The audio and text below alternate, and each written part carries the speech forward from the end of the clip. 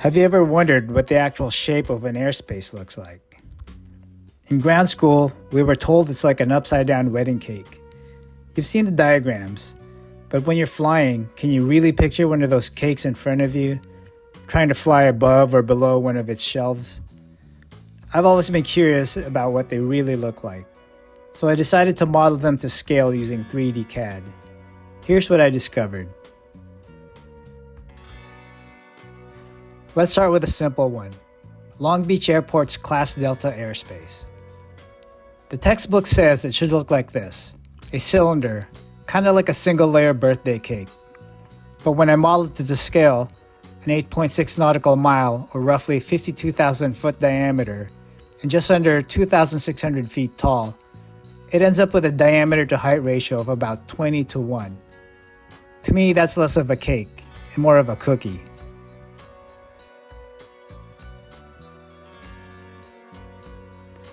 Now let's look at a Class Charlie airspace, typically depicted in textbooks to look like this. Here's the sectional for Daytona Beach International with the classic concentric circles. The 10 nautical mile inner ring down to the surface with a 20 nautical mile outer shelf above. But when you model it to scale in 3D, here's what you get. A big cookie stacked on a small cookie. Compare that to what the textbooks show. I mean, I get it.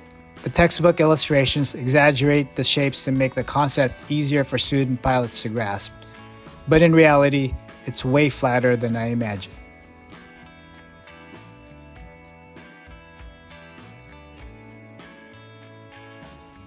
Now for Class Bravo.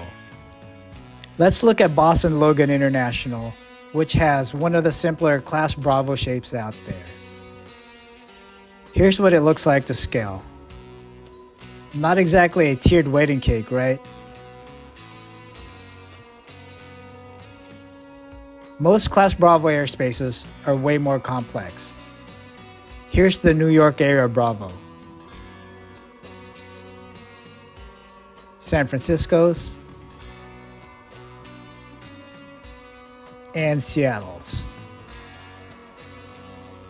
I did not 3D model all of these, but you can imagine how wild they'd get.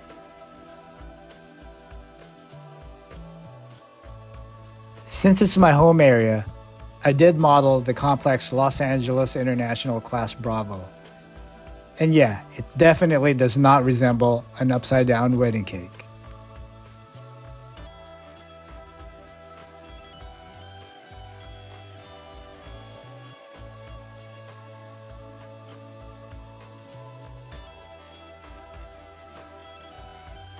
Here's the entire Los Angeles and surrounding areas, with various classes of airspace layered and woven together. It's one heck of an airspace jungle.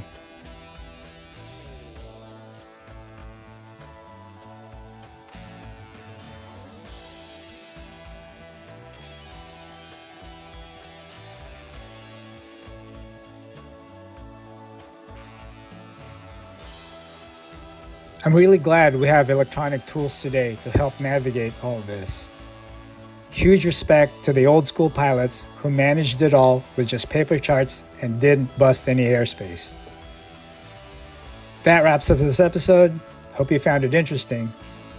If you did, please like, subscribe, or drop a comment. I'd love to hear your thoughts. Catch you in the next one.